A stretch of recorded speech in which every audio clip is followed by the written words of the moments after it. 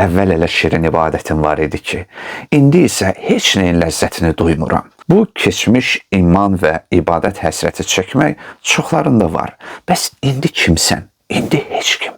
Həm də dini elmləri öyrənən tələbələr bu xəstəliyə daha da tez tutulurlar. Bir müddət sonra onlara hər şey adiləşir və ibadətin ləzzətini əldən verirlər. Bəs niyə? Tanınmış xətiblərdən biri belə danışıb.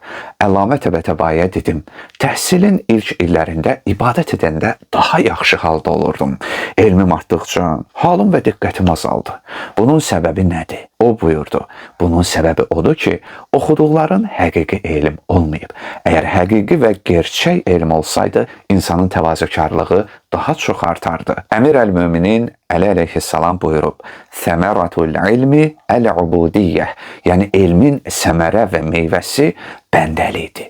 Həqiqi elm odur ki, nə qədər artarsa, insanın xuşu, yəni batini təvazökarlığı və ibadəti də bir o qədər artar.